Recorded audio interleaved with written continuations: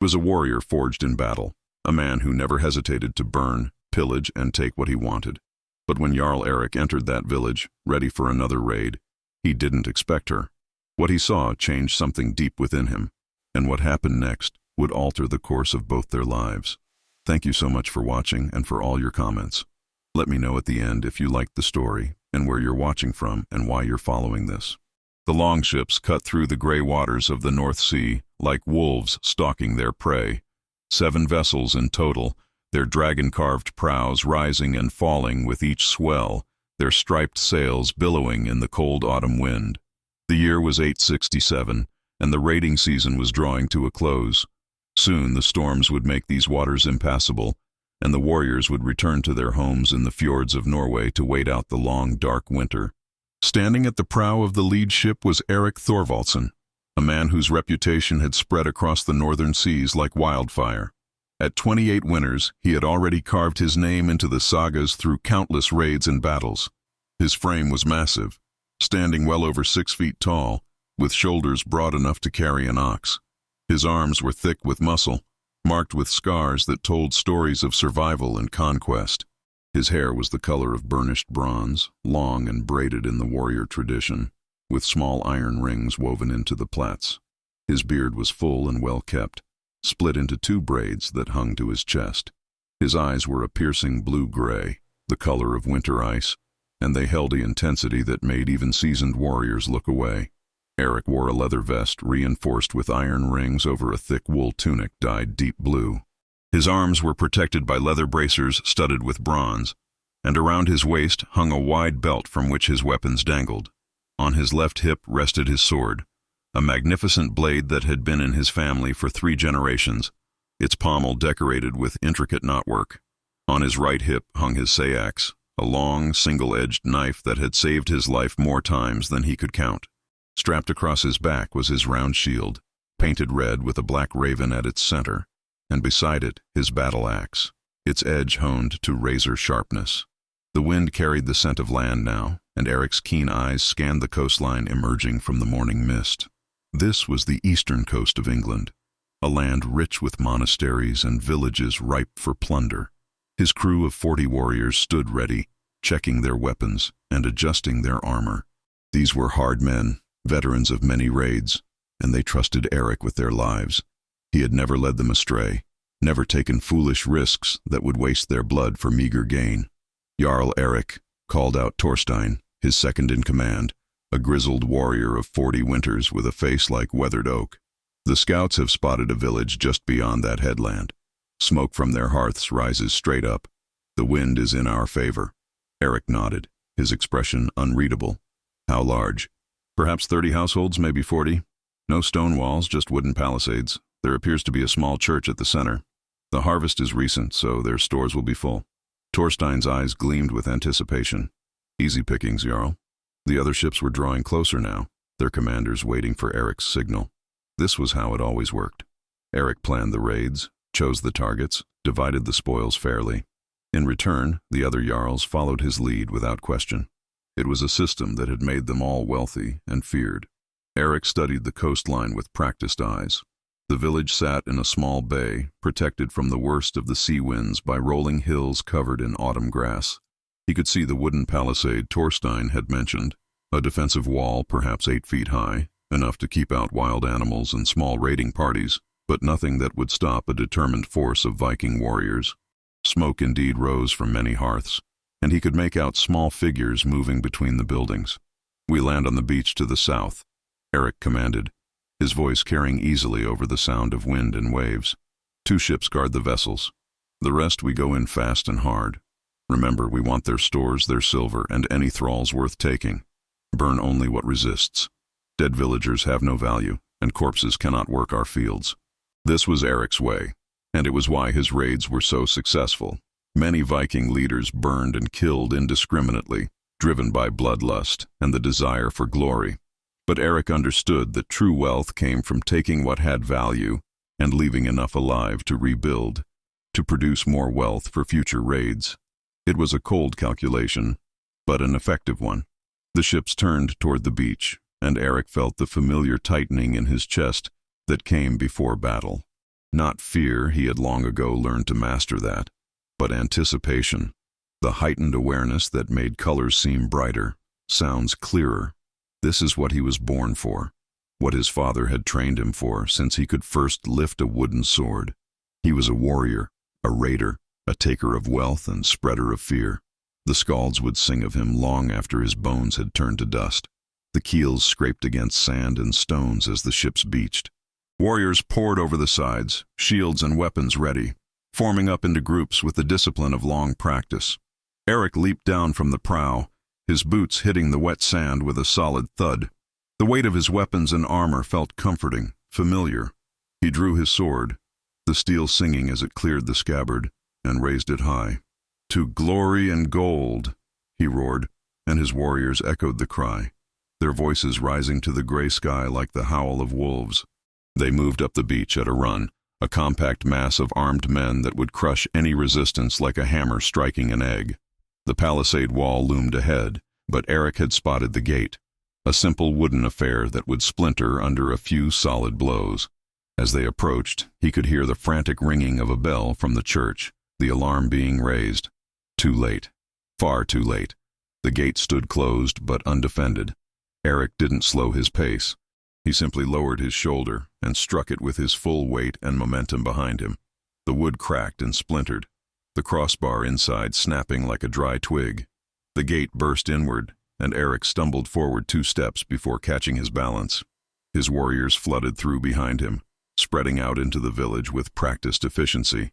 The villagers were scrambling in panic, some running for their homes, others trying to grab weapons or precious possessions.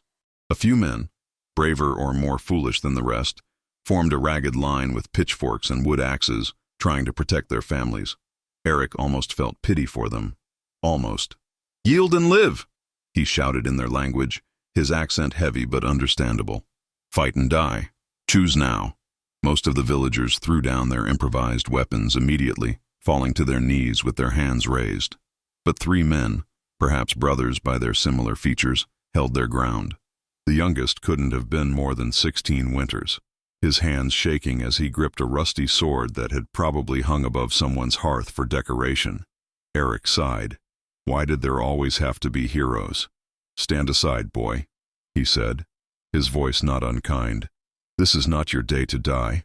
This is my home," the young man replied, his voice cracking slightly. "My family. I will not let you take them without a fight." Eric respected courage, even foolish courage, but respect would not stay his hand. He moved forward, his sword raised. The boy lunged with more heart than skill, his thrust wild and easily turned aside. Eric's sword swept up in a controlled arc, not to kill, but to disarm. The rusty blade went spinning away, and a heartbeat later, Eric's boot caught the boy in the chest, sending him sprawling backward into the mud. The other 2 men attacked together, showing slightly more coordination. Eric parried one axe blow with his sword and caught the second with his shield, the impact jarring up his arm. He pushed forward, using his superior strength and size to drive them backward. His sword flicked out like a serpent's tongue, opening a shallow cut across one man's arm. The injured man cried out and fell back, and his companion's nerve broke. He dropped his pitchfork and ran. "Wise choice," Eric muttered, turning to survey the rest of the village. His warriors had the situation well in hand. They were moving methodically from house to house, dragging out anything of value. Silver, fine cloth, tools, weapons, anything that could be sold or used. The villagers were being herded into the center of the settlement, near the church, where they could be watched easily. A few warriors were already breaking into the food stores, hauling out sacks of grain and barrels of salted meat. Eric walked through the village, his experienced eye assessing the take. It was decent, better than some raids, not as good as others. The villagers were poor, but not destitute. They would survive the winter if they were careful. He noted with approval that his men were following his orders, taking what had value, but not engaging in pointless destruction. A few buildings were burning, those that had resisted or where someone had foolishly tried to hide, but most of the village remained intact. He was passing the church when he heard it, a sound that cut through the chaos of the raid like a blade through flesh. A woman's voice, raw with grief, speaking words he couldn't understand but whose meaning needed no translation. It was the sound of a heart breaking, of a soul in agony. Eric stopped, his warrior's instincts suddenly alert. That kind of pain was dangerous. Desperate people did desperate things. He changed direction, moving toward the source of the sound, his hand tightening on his sword hilt. Behind the church, in a small plot of turned earth that served as the village cemetery, he found her. She was kneeling beside a freshly dug grave, her hands pressed against the mounded earth as if trying to reach through it to whatever lay below. Her body shook with sobs that seemed to tear themselves from her chest. Her dress was simple, the rough wool of a common villager, but it was clean and well made. Her hair was the color of honey in sunlight, falling in waves past her shoulders, partially covered by a linen veil that had slipped askew. Even hunched over in grief, Eric could see that she was beautiful, with fine features and fair skin. For a long moment, Eric simply stood there watching. Something about the scene held him frozen, unable to move forward or turn away. He had seen grief before, had caused it countless times, but this felt different somehow, more personal, more real. The woman's hands clawed at the earth as if she could dig through it with her bare fingers. "Why?" she whispered, her voice hoarse. "Why did you leave me? How can I face this world alone?" Eric cleared his throat, and the woman's head snapped up. Her eyes, he saw, were a remarkable shade of green, like deep forest pools. They were red-rimmed from crying, her face streaked with tears and dirt. When she saw him, saw his armor and weapons, his foreign features and bearing, her expression transformed from grief to terror. She scrambled backward, her back hitting the wooden fence that surrounded the cemetery. Her eyes darted around, looking for escape, but Eric stood between her and the only gate. Her breathing came in quick, shallow gasps, like a trapped animal. "Please," she said, switching to his language with a heavy accent. "Please, I have nothing. I am worth nothing. Just let me grieve in peace." Eric found himself at a loss for words, an unusual experience for him. He lowered his sword, trying to appear less threatening, though he knew that a man of his size could never truly seem harmless. "I will not harm you," he said slowly. "Who lies in that grave?" The woman's face crumpled, fresh tears spilling down her cheeks. "My husband," she whispered. "He died 4 days ago. We buried him yesterday, and now you come to destroy what little we had left." Eric felt something twist in his chest, an unfamiliar sensation. Guilt? Shame? He crushed it down ruthlessly. He was a Viking warrior. He took what he wanted. That was the way of things. The strong took from the weak. It had always been thus. "How did he die?" The question came out before he could stop it. "A fever," she said, her voice hollow. "It came on suddenly. He was strong, healthy, and then he wasn't. In 3 days he went from working in the fields to lying cold in the ground." Her hands clenched into fists. "We were married only 6 months. 6 months of happiness, and now a lifetime of loneliness." Eric stood silent, not knowing what to say. Behind him he could hear the sounds of the raid continuing. Shouts, the crash of breaking wood, the occasional scream. The sounds of his world, the world he understood. But here, in this quiet corner, with this grieving woman, he felt suddenly uncertain. "What is your name?" he asked finally. She looked up at him with those green eyes, confusion mixing with fear. "Why do you care?" "I asked you a question, woman. What is your name?" "Era," she said quietly. "My name is Era." "Era," Eric repeated, the name feeling strange on his tongue. "I am Eric Thorvaldsen, Jarl of Thorvik, commander of this raid." He didn't know why he was introducing himself. He had never bothered to learn the names of villagers before. Era stared at him. This giant of a man who had just destroyed her village, who stood before her with a sword still stained with blood from some earlier battle. She should have been terrified, and part of her was. But grief had a way of burning away fear, leaving only a hollow numbness in its wake. "Why are you here, Eric Thorvaldsen?" she asked, her voice steadier now. "If you will not kill me, then leave me to my sorrow. Take what you came for, and go."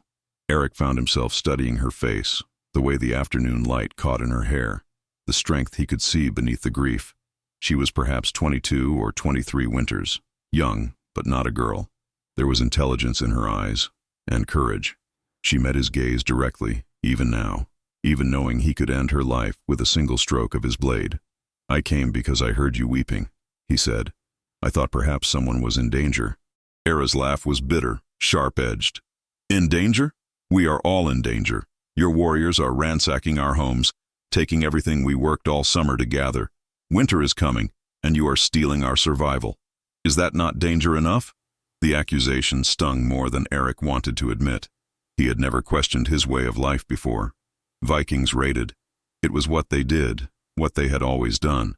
The strong took from the weak, and the weak learned to hide their wealth better or defend themselves more effectively. It was the natural order of things. But looking at Ira, at the fresh grave of her husband, at the pain in her eyes, Eric felt something shift inside him. Something small, but significant, like the first crack in a frozen lake at the beginning of spring. "Your village will survive," he said, more gruffly than he intended. "We take only a portion. Enough to make the raid worthwhile, but not so much that you will starve. That is more mercy than many raiders would show." Mercy? Era's eyes flashed with sudden anger, the first emotion besides grief he had seen from her. "You call it mercy to take food from the mouths of children? To steal the tools that men need to work? To leave us vulnerable to the next band of raiders who might not be so merciful?" She pushed herself to her feet, her fists clenched at her sides. "You are a thief and a destroyer, Eric Thorvaldsen, and no pretty words will change that truth." Eric felt his own temper rise to meet hers. He was not accustomed to being spoken to this way, especially not by a woman, especially not by one of the people he was raiding. His warriors would expect him to strike her down for such insolence, to teach her the price of defying a Viking jarl. But he didn't. Instead, he sheathed his sword with a sharp motion and crossed his arms over his broad chest. "You speak boldly for someone in your position, Era. Do you not fear what I might do?"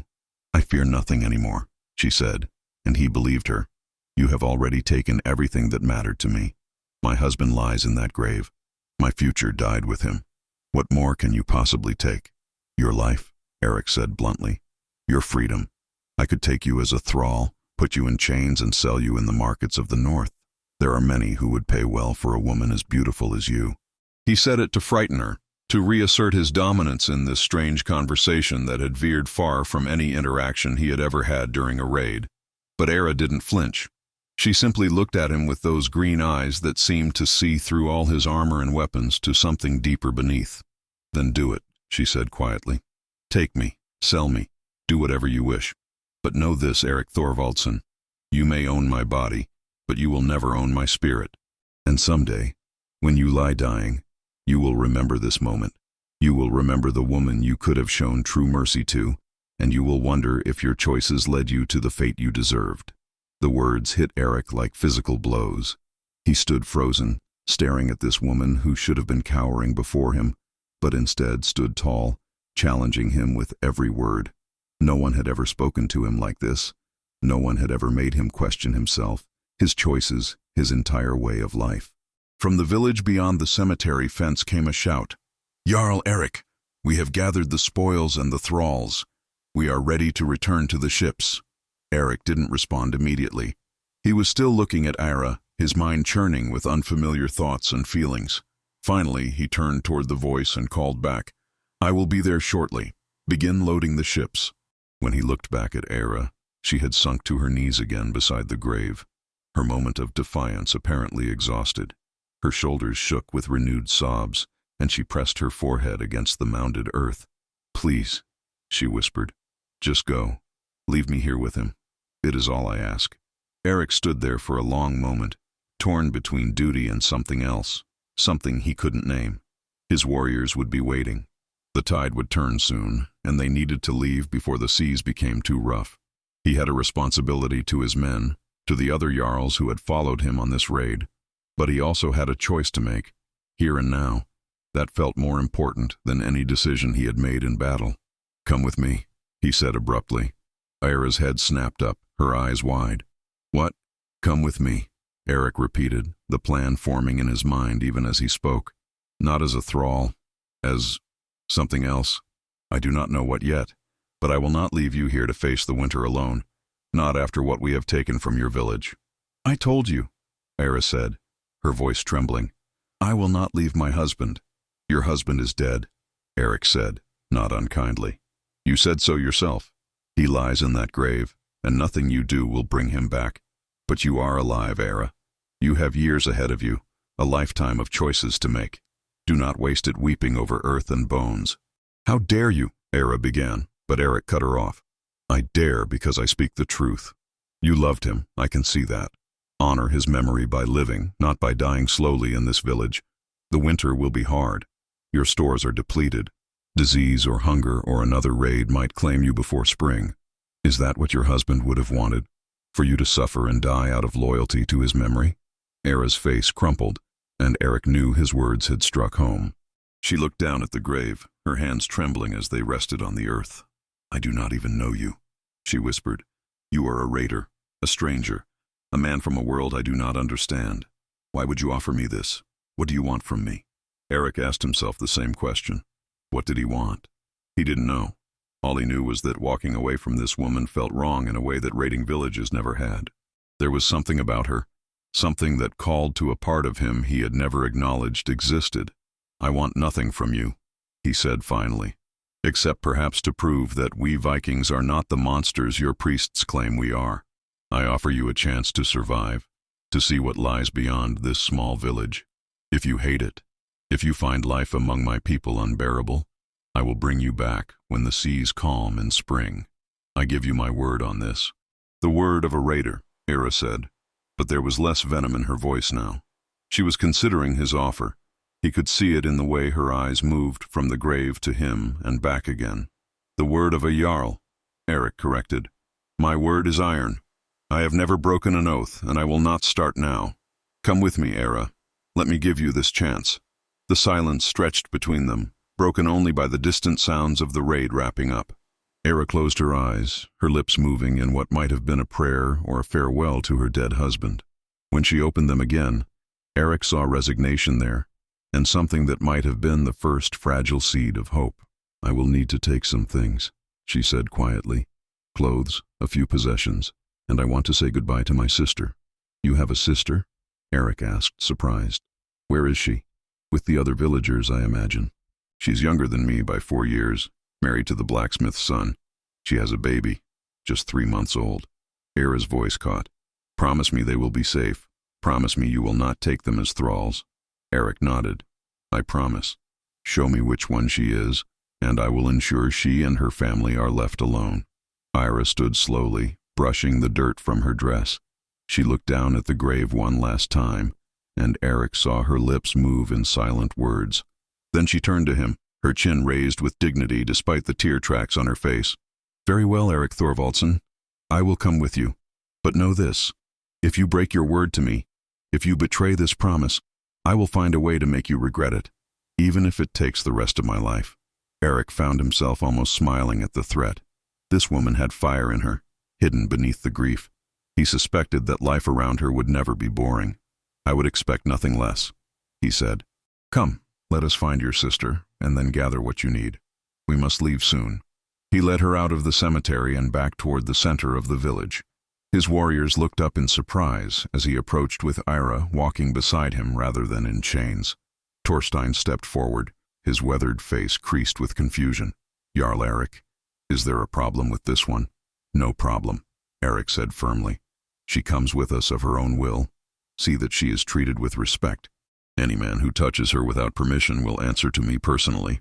Torstein's eyebrows rose nearly to his hairline, but he was too experienced a warrior to question his Jarl's orders in front of the men. As you command, Jarl. Though the men will wonder. Let them wonder, Eric interrupted. Where are the villagers gathered?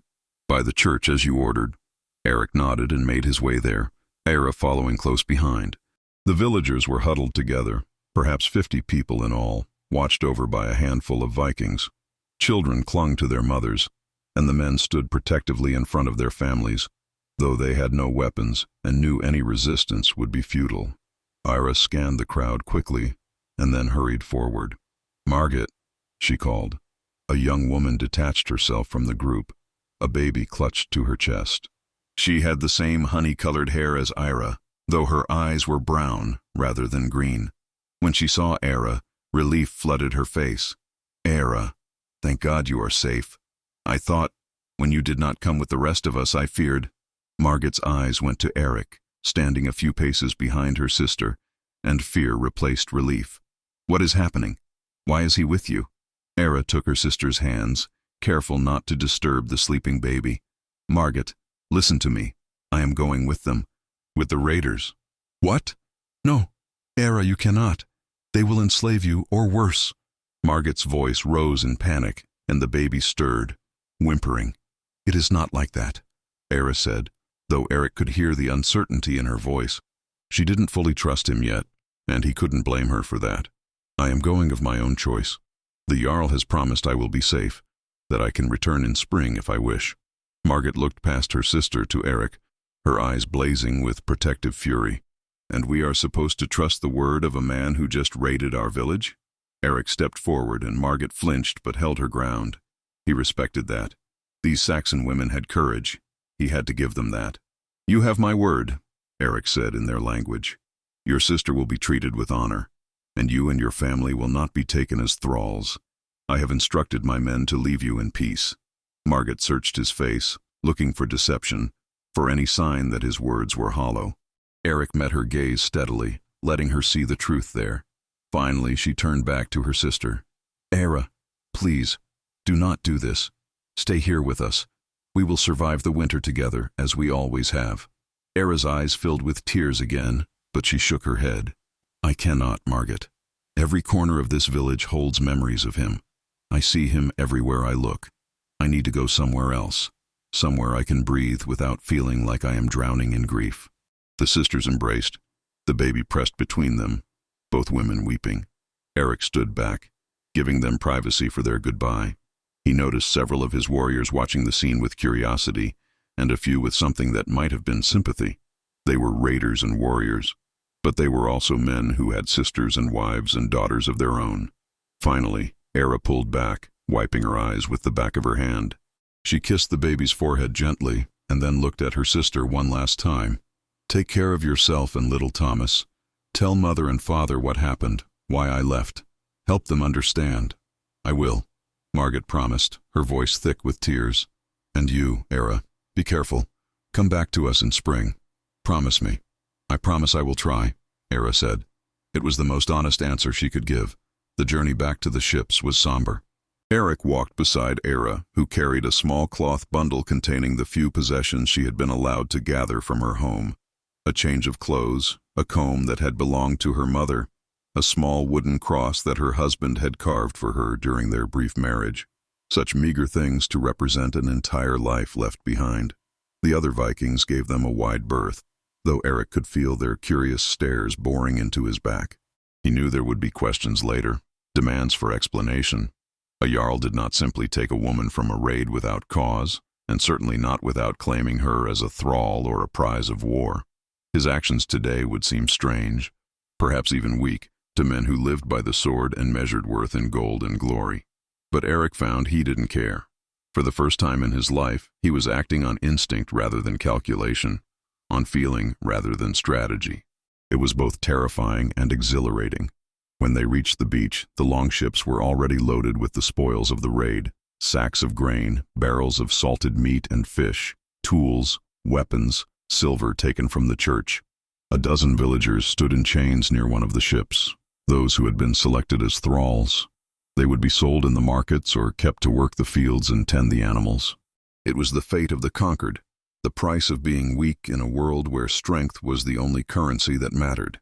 Era stopped when she saw them, her face going pale. You said you would not take thralls from my village, she said accusingly, turning to Eric. I said I would not take your sister and her family, Eric corrected. I made no promise about the others. This is a raid, Era. We came for plunder and slaves. That has not changed. But those people, they are my neighbors, my friends. Era's voice rose, drawing attention from the nearby warriors. That woman there, she taught me to weave. That man helped build my house when I married. How can you take them like cattle to be sold? Eric felt his jaw tighten. He had known this moment would come, when Era would be confronted with the full reality of what he was, what his people did. But he would not apologize for it, would not pretend to be something he was not. This is the way of things, he said flatly. The strong take from the weak. Your people do the same in different ways. Your lords and nobles take taxes from farmers who can barely feed themselves. Your priests demand tithes from the hungry. Do not pretend your world is so different from mine. It is different, Era shot back. We do not chain people and drag them from their homes. No, you just let them starve slowly while you live in your stone halls and eat from silver plates, Eric retorted. At least we are honest about what we are. They stood there, glaring at each other, the tension thick between them. Eric was aware of his men watching, judging, wondering if this woman would be trouble. He needed to establish control to show that bringing her had not made him soft.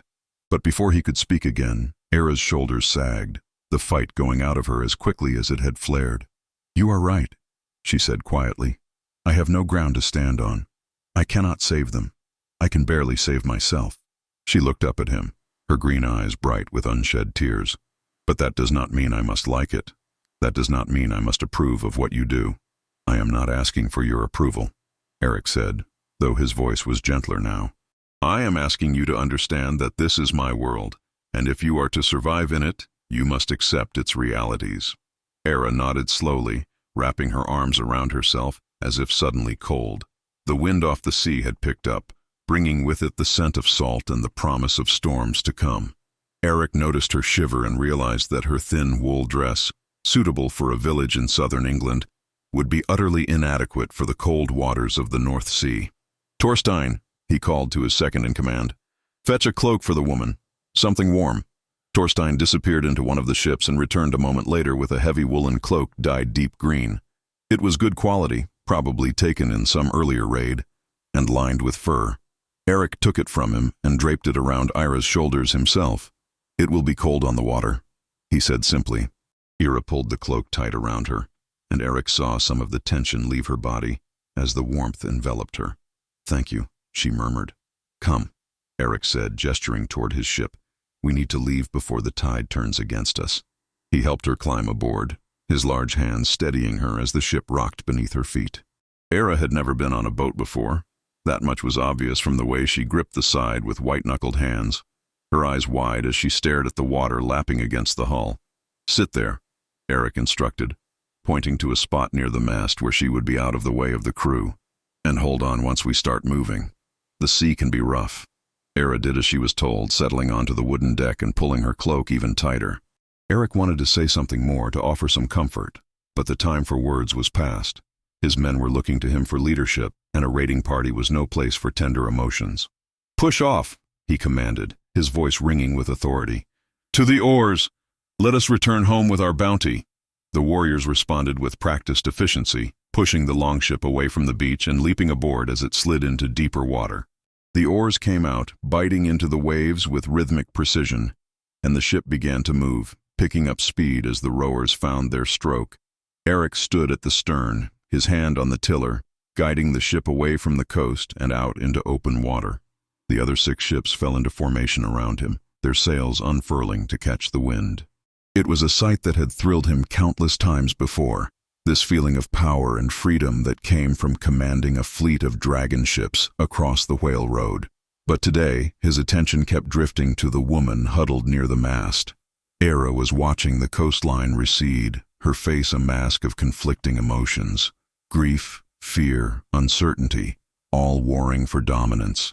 Eric wondered what she was thinking, what she was feeling as she left behind everything she had ever known. The crossing would take 3 days if the weather held. 3 days of sailing across cold, gray waters under autumn skies. They would stop at small islands along the way to rest and resupply, but mostly they would be at the mercy of the sea and the wind.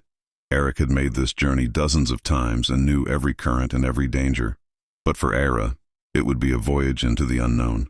As the hours passed and the English coast disappeared behind them, Eric saw Era's posture gradually shift from rigid fear to cautious acceptance. She was still gripping the side of the ship, but not quite so desperately. Her eyes, which had been fixed on the vanishing land, now began to look around, taking in the ship, the crew, the endless expanse of water. Torstein came to stand beside Eric at the tiller, his weathered face thoughtful. So, he said quietly, in their own language so Era could not understand, are you going to tell me what this is about? Why did you bring her? Eric was silent for a long moment, steering the ship through a larger swell. I do not know, he admitted finally. When I saw her there, grieving by that grave, something stopped me. I could not just walk away. You have walked away from hundreds of grieving people before, Thorstein pointed out. Why was she different? If I knew the answer to that, old friend, I would tell you. Eric glanced over at Ira, who was now watching the waves with something that might have been wonder on her face. Perhaps the gods have a plan I do not yet understand. Thorstein snorted. The gods, is it? More likely your cock has a plan your brain has not figured out yet. Eric shot him a sharp look. It is not like that. I gave her my word she would be safe, that she would be treated with honor. I will keep that word. Honor is a fine thing, Thorstein said, but the other Jarls will want to know what your intentions are. They followed you on this raid expecting their fair share of the spoils. Some might think you are keeping this woman for yourself, and they will want compensation. Then they can ask me directly, and I will give them answer. Eric said firmly. Era is not spoils. She is not a thrall. She came of her own will, and she will be treated as a guest in my hall. Thorstein raised his eyebrows but said nothing more. He had known Eric since they were boys, had fought beside him in countless battles, and he knew when further argument was pointless. But Eric could see the concern in his old friend's eyes, the worry that this impulsive decision might lead to complications they could not foresee. As the sun began to sink toward the horizon, painting the sky in shades of orange and red, Eric ordered the crew to reduce their pace. They would sail through the night, but at a more measured speed to avoid any hidden dangers in the darkness. The men settled into their rhythms, some rowing, others resting, all of them falling into the familiar patterns of a long voyage. Eric made his way forward to where Era sat. She looked up as he approached, and he saw that the fear in her eyes had been replaced by exhaustion. The emotional toll of the day was catching up with her, and he could see her struggling to stay awake. You should sleep, he said, crouching down beside her. The crossing will take several days, and you will need your strength. I cannot sleep, Era said, though her eyes were already drooping. Every time I close my eyes, I see his face. I hear his voice. I remember. Her voice trailed off, and Eric saw fresh tears tracking down her cheeks. Without thinking, he reached out and gently wiped them away with his thumb. Era froze at his touch, her eyes going wide, but she did not pull away. Grief is a burden that grows heavier the longer you carry it, Eric said quietly. My father taught me that when my mother died. He said that we honor the dead not by drowning in sorrow, but by living the lives they would have wanted us to live. Your mother died? Ira asked, her voice soft. How old were you? 12 winters, Eric replied. She took ill during a harsh winter, and there was nothing the healers could do. I watched her fade day by day until she was nothing but bones and skin. When she finally died, I thought I would never feel whole again. But you did? There was hope in Era's question, desperate and fragile. I learned to carry the grief differently, Eric said honestly. It never truly goes away, but it becomes part of you rather than the whole of you. You learn to remember the joy along with the pain. You learn to live again, even though they are gone. Era was quiet for a long moment, her eyes searching his face as if trying to determine whether he was telling the truth or simply saying what she wanted to hear. Finally, she nodded slowly. Thank you, she whispered, for telling me that, and for everything today. I know I have not been gracious about it, but I do understand what you did for me, what you are still doing. Eric stood, suddenly uncomfortable with the gratitude in her voice. He was not accustomed to being thanked by the people he raided. It felt strange, almost wrong, even though he had chosen this path himself. Rest now, he said gruffly. Tomorrow will bring new challenges, and you will need to be ready for them. He returned to the stern, leaving Era to settle down as best she could on the hard wooden deck. Within minutes, exhaustion won out over grief, and she fell into a deep, dreamless sleep. Eric stood at the tiller through the long night, guiding his ship through the darkness while his crew rowed and rested in shifts around him. The stars wheeled overhead in their ancient patterns, the same stars that had guided his ancestors across these waters for generations. Normally he found peace in the endless rhythm of the sea, in the knowledge that he was exactly where he belonged. But tonight his mind was troubled. He kept thinking about the woman sleeping near the mast, about the choice he had made and the consequences it might bring. He had told Thorstein that the gods might have a plan, but Eric was not sure he believed in such things anymore. The gods of his people were capricious and cruel, as likely to destroy you as to bless you. He had learned long ago to rely on his own strength, his own cunning, rather than wait for divine intervention. Yet something had moved him to spare Era, to bring her with him rather than leave her to whatever fate awaited in that raided village. Something beyond logic or strategy or even simple desire. It was a feeling he could not name, a pull he did not understand. The night wore on, and the ship cut through the dark waters like a blade through silk. Eric's hands were steady on the tiller, his eyes scanning the horizon for any sign of danger. But his thoughts were far away, lost in questions he had no answers for, walking paths he had never traveled before. Dawn broke over the North Sea in shades of pearl and silver, the sun climbing slowly above the eastern horizon and painting the water with streaks of gold. Era woke to the sound of waves against the hull and the rhythmic splash of oars cutting through water. For a moment she was disoriented, unable to remember where she was or why the world was rocking beneath her. Then memory crashed over her like a cold wave, and she remembered everything. The raid, her husband's grave, Erik Thorvaldsen standing before her like some ancient god of war, her choice to leave everything behind and sail into the unknown with a man she did not know, could not trust, and had every reason to fear.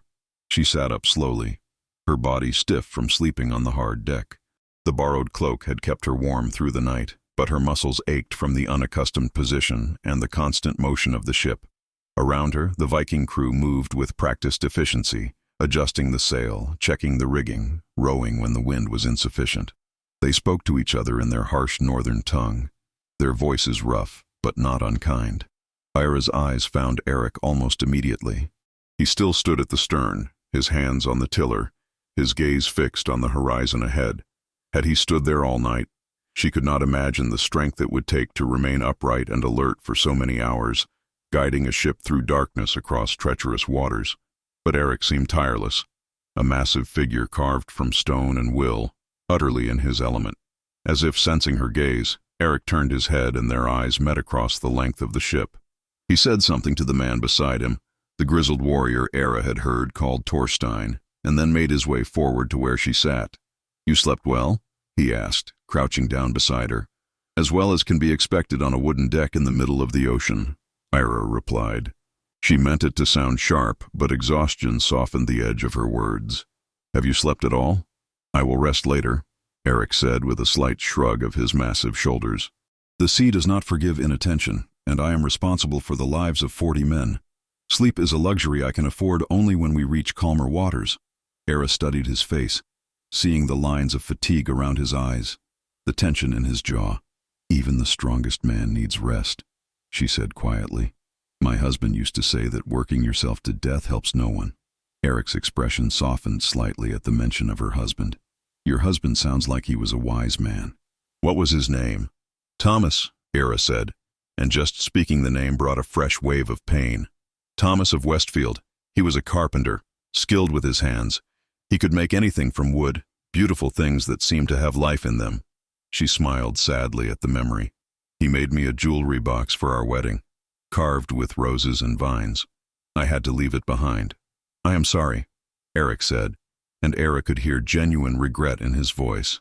"If I had known it meant so much to you, I would have let you bring it." "I could not carry everything," Era said with a sigh, "and perhaps it is better this way. Perhaps I need to let go of the past if I am to survive whatever future awaits me." They sat in silence for a moment, the ship rolling gently beneath them. Then Erik reached into a leather pouch at his belt and pulled out a piece of dried meat and a chunk of hard bread. "Here," he said, offering them to her. "You need to eat. The sea takes strength from you, and you must replace it." Era accepted the food gratefully, suddenly aware of how hungry she was. She had not eaten since the morning before the raid, and her stomach was cramping with emptiness. The bread was hard and the meat tough, but she chewed slowly, savoring each bite. "Where are we going?" she asked between mouthfuls. "You said you are Jarl of Thorvik, but I do not know where that is." "Norway," Erik replied. "Far to the north, where the mountains meet the sea and the fjords cut deep into the land. Thorvik is a settlement of perhaps 300 souls, farmers and fishermen and craftsmen. My hall overlooks the water, and in winter you can see the northern lights dancing in the sky like spirits of the dead." Era tried to imagine such a place and found she could not. She had lived her entire life in the same village, had never traveled more than a day's walk from her home. The idea of mountains and fjords and northern lights was as foreign to her as the language these Vikings spoke. "What will happen to me when we arrive?" she asked, voicing the question that had haunted her since she had agreed to come. "You said I would not be a thrall, but what will I be? Where will I live? What will I do?" Eric was quiet for a long moment, and Ira could see him wrestling with the question himself. "I have not thought that far ahead," he admitted finally. "My hall is large, with many rooms. You will have your own chamber, privacy and safety. As for what you will do," he paused, searching for words. "You will be my guest. You will eat at my table, be protected by my warriors. Perhaps you will find work that suits you, or perhaps you will simply rest and heal from your grief. The choice will be yours. And if I choose to leave in the spring, as you promised, then I will provide you with a ship and supplies to return to your home," Eric said firmly. "I gave you my word, Era. I will keep it." Era wanted to believe him, needed to believe him. But trust was not something that came easily, especially to a man who had raided her village and taken her from everything she knew. Still, what choice did she have? She was alone on a ship full of warriors, sailing to a land she had never seen, completely dependent on the mercy of this man who was both her captor and her savior. "I want to learn your language," she said suddenly. The idea had come to her as they spoke, a way to regain some small measure of control over her situation. "If I am to live among your people, even for a few months, I should be able to speak with them." Eric looked surprised, then pleased. "That is wise," he said. "It will make your time in Thorvik much easier. I will teach you, if you wish." "I do wish," Ira said firmly. "Start now. How do I say good morning in your tongue?" Eric smiled, and Era was struck by how the expression transformed his face. The hardness that usually marked his features softened, and she caught a glimpse of the man beneath the warrior. "Godan Morgan," he said slowly. "Gothan Morgan. It means good morning." "Godan Morgan," Ira repeated carefully, stumbling over the unfamiliar sounds. "How did I do?" "Not bad for a first attempt," Eric said. "Your accent is terrible, but that will improve with practice." Despite everything, despite the grief and fear and uncertainty, Era found herself almost smiling. "Then we shall practice often. I am a quick learner." "I do not doubt it," Eric said. He stood, his joints cracking slightly from crouching so long. "I must return to the tiller, but I will send someone with more food and water for you. And Era?" "Yes?" "Thank you for being willing to learn. It shows strength of spirit, and that is something I admire greatly." He walked back to the stern, leaving Era alone with her thoughts. She pulled the cloak tighter around her shoulders and looked out at the endless expanse of water surrounding the ship. Somewhere beyond that horizon lay a new land, a new life, new challenges and possibilities she could not yet imagine. The grief was still there, heavy in her chest like a stone. Thomas was still dead, still lying in that grave in the churchyard of her village. That pain would not disappear simply because she was sailing away from it. But perhaps Eric had been right. Perhaps she could learn to carry it differently, to make it part of her story rather than the ending of it. The day passed slowly, marked by the steady rhythm of oars and the changing angle of the sun. True to his word, Eric sent one of his men with more food and a skin of water. The warrior, a younger man with kind eyes and a ready smile, introduced himself as Leif. He spoke a few words of her language, learned during previous raids, and seemed genuinely curious about her. "Why you come?" he asked in halting Saxon. "Eric say you not thrall? Why?" Era considered the question. "I needed to leave," she said simply. "My husband died. Everything there reminded me of him. Your Jarl offered me a chance to start over, and I took it."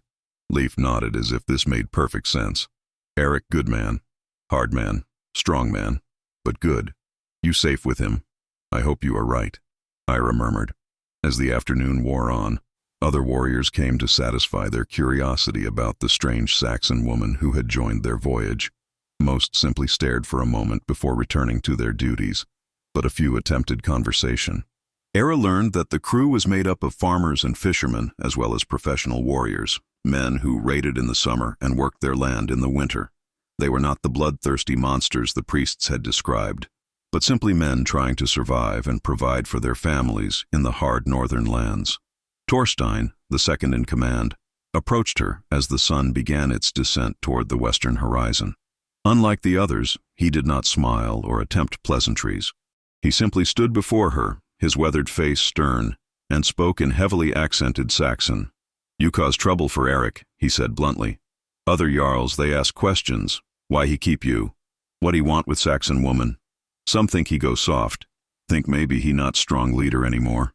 Ira felt a flash of anger. "I did not ask him to bring me. That was his choice. But you come anyway," Thorstein pointed out. "You accept his protection. That make you his responsibility. And in our world, responsibility is weakness, unless you show strength to match it." "What are you saying?" Era demanded. "That I should have refused? That I should have stayed in my village to starve or be taken by the next raiders who came?" "I say nothing," Thorstein replied. "I just tell you truth. Eric make choice that affect many people. You are here now, so you must understand the consequences. Other jarls watch him, judge him. If they think he weak, they challenge him. If they challenge him, people die. Maybe Eric die." His eyes bored into hers. "You understand?" Era felt the blood drain from her face. She had not thought about the political implications of Eric's decision, had been too wrapped up in her own grief and fear to consider what it might mean for him. "I did not know," she whispered. "Now you know," Thorstein said. "Eric is good man, best leader I ever follow. But he also proud man, stubborn man. He make decision without thinking of cost. That my job, to think of cost. So I tell you, Saxon woman, if you care for Eric even little bit, you help him show strength. You show other jarls that bringing you was smart choice, not weak choice." "How can I do that?" Ira asked helplessly. "I am just a widow from a small village. I have no power, no influence." "You have something," Thorstein said. "Eric bring you for reason, even if he not say what reason is. Maybe he not even know himself. But there is reason. You find it, you use it, you help him, or you cause trouble for everyone." With that cryptic warning, Thorstein turned and walked away, leaving Era trembling with a mixture of fear and confusion. She had thought her choice to come with Eric affected only herself, that it was a personal decision about her own survival and her own grief. But now she understood that nothing happened in isolation, that every choice rippled outward, touching lives in ways she could not predict or control. She looked toward the stern where Eric still stood, tall and strong and seemingly invincible. But now she saw him differently, not just as a powerful warrior who had raided her village, but as a man who had made a choice that might cost him dearly. A man who had shown her mercy when he had no reason to, who had offered her hope when she had none. And she realized, with a clarity that was both frightening and exhilarating, that she did not want to be the cause of his downfall. Somewhere in the past day, without her even noticing it happening, Eric Thorvaldsson had become more than just her captor or her savior. He had become someone she cared about, someone whose fate mattered to her. The realization left her shaken. How could she care about a Viking raider? How could she feel anything but hatred for a man who made his living destroying villages and taking slaves? It made no sense, went against everything she had been taught, everything she believed. But the heart, Era was learning, did not always follow the paths laid out by reason and faith. Sometimes it chose its own direction, regardless of the consequences. The second night at sea brought rougher waters. Dark clouds gathered on the northern horizon, and the wind picked up, sending waves crashing against the hull with increasing violence. Eric ordered the sail reefed and the oars out, his voice cutting through the growing storm with calm authority. The crew responded without hesitation, each man knowing his role, moving with the coordinated precision of long practice. Era huddled near the mast, gripping the wood with white-knuckled hands as the ship pitched and rolled beneath her. She had never experienced anything like this. The sheer power of the sea as it tossed their vessel like a child's toy. Water sprayed over the sides, soaking her cloak and dress, the cold biting through to her skin. Fear clawed at her throat, making it hard to breathe. Then Eric was there beside her, his large hand gripping her shoulder with reassuring strength. "Do not be afraid," he said, his voice steady despite having to shout over the wind. "This is nothing. A summer squall, gone by morning. I have sailed through far worse and lived to tell of it." "I cannot swim," Era shouted back, her voice trembling. "If the ship breaks apart, I will drown." "The ship will not break," Eric said firmly. "She is strong, built by the finest craftsmen in Norway. She has carried me across these waters 100 times and will carry me 100 more. Trust in her and trust in me." He moved to secure a rope that had come loose, his movements sure and confident even as the deck heaved beneath him. Era watched him work, saw how the other men looked to him for guidance, how his mere presence seemed to calm their fears. This was his world, she realized. The sea, the storm, the constant dance with danger and death. He was not just comfortable here, he was alive in a way that he had not been on land. The storm raged for hours, wind and rain lashing the ship as the crew fought to keep her on course.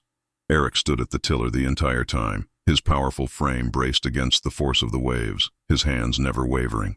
Era could not take her eyes off him, transfixed by his strength, his certainty, the absolute confidence with which he commanded both ship and men. And gradually, as she watched him, her fear began to fade. Not because the storm had lessened, it had not, but because she believed him when he said they would survive. If Erik Thorvaldsen said the ship would hold, then it would hold. If he said they would reach Norway safely, then they would reach Norway safely. His word was iron, unbreakable, and she found herself trusting it with a depth that surprised her. As Erik had predicted, the storm passed before dawn. The wind died, the clouds scattered, and the sea calmed to gentle swells beneath a sky full of stars. The crew breathed collective sighs of relief, and some of the men broke into song, a haunting melody in their northern tongue that spoke of voyages and homecomings.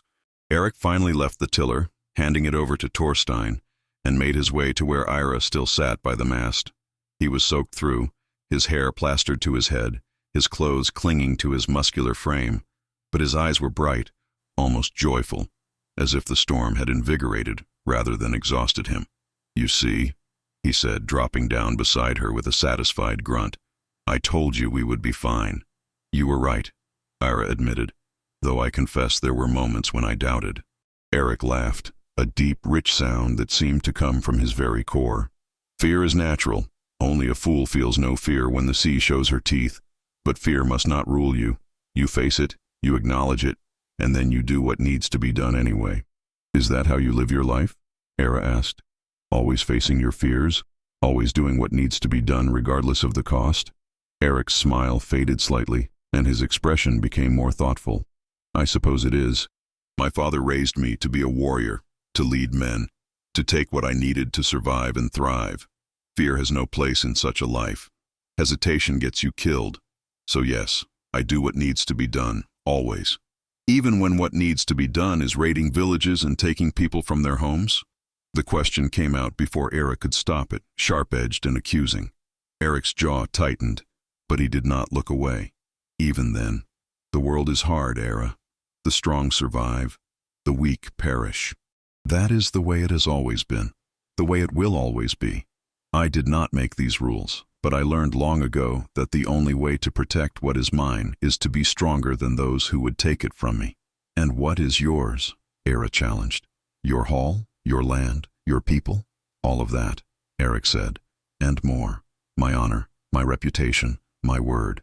These things are what define a man in my world. Without them, you are nothing, worth less than the dirt beneath your feet." Era was silent for a moment, processing his words. She was beginning to understand the complex web of obligations and expectations that governed Viking society, the intricate balance of strength and honor that determined a man's worth. It was different from her world, but not entirely foreign. Every society had its rules, its hierarchies, its ways of measuring value. "Torstein spoke to me yesterday," she said finally. "He told me that bringing me has caused you problems with the other Jarls, that some think you are growing soft, that they might challenge you." Eric's head snapped toward her, his eyes sharp. "Torstein said that to you?" "He did. He said I need to help you show strength, to prove that bringing me was a smart choice and not a weak one." Era met his gaze steadily. "Is he right? Have I caused you trouble?" Erik was quiet for a long moment, his jaw working as he considered his response. "Yes," he said finally. "There have been questions, murmurs of discontent. Jarl Sven of the Eastern Fjords in particular has been vocal in his criticism. He believes I should have taken you as a thrall or not at all, that showing mercy to our enemies makes us vulnerable. Then perhaps you should have left me behind," Ira said, though the words hurt to speak. "I did not mean to cause you difficulties." "No," Erik said firmly. "I made my choice and I stand by it. Sven is a fool who mistakes cruelty for strength. True strength is knowing when to show mercy, when to bend rather than break. My father taught me that before he died. Tell me about your father, Era said softly. You have mentioned him several times, and I sense he was important to you. Eric's expression softened, and he looked out over the dark water. Thorvald the Wise, they called him. He was Jarl before me, a great warrior in his youth, but a better diplomat in his age. He understood that lasting power comes not just from the sword, but from loyalty earned and alliances forged. He taught me to fight, yes, but also to think, to plan, to consider the consequences of my actions. He sounds like a good man, Era said. He was the best man I ever knew, Eric replied, his voice thick with emotion. When he died 3 winters ago, defending our village from a rival clan, I swore I would honor his memory by leading our people with the same wisdom he showed. But sometimes I wonder if I am failing him, if I am becoming too much the warrior and not enough the thinker. Era reached out hesitantly and placed her hand on his arm. The gesture was instinctive, an offering of comfort, but the moment her fingers touched his wet sleeve, she felt a jolt of something electric pass between them. Eric looked down at her hand, then up at her face, and Era saw something shift in his eyes, something that made her breath catch in her throat. You are not failing him, she said quietly. From what I have seen, you lead with both strength and wisdom. You are fierce when you need to be, but you also know when to show compassion. That is not weakness, Eric. That is the mark of a true leader. They sat there for a long moment, her hand still resting on his arm, their eyes locked. The ship rocked gently beneath them. The crew moved about their duties around them, but it all faded into background noise. There was only this moment, this connection, this unexpected understanding between two people who should have been enemies. Eric was the first to look away, clearing his throat roughly. You should get some rest. We will reach one of the islands tomorrow where we can resupply and let the crew stretch their legs. It will be good to sleep on solid ground for a night. Era withdrew her hand, suddenly aware of how forward she had been. Yes, of course.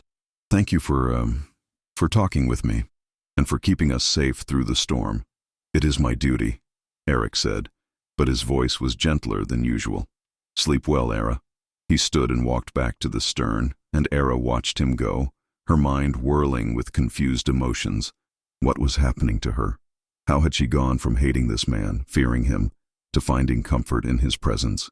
Was it simply gratitude for his protection, or was it something more? She did not have answers to these questions, and she was not sure she wanted them. All she knew was that when Eric looked at her with those ice-blue eyes, when he spoke to her with that rough voice softened by sincerity, something inside her responded in a way she had not felt since Thomas died. It was terrifying and thrilling in equal measure. The next day dawned clear and bright, the storm nothing but a memory. As Eric had promised, they reached a small island by midday, a rocky outcrop covered in scrubby grass and stunted trees. The ships beached, and the crews disembarked, grateful for the chance to stand on unmoving ground. Eric helped Era climb down from the ship, his hand steady on her waist.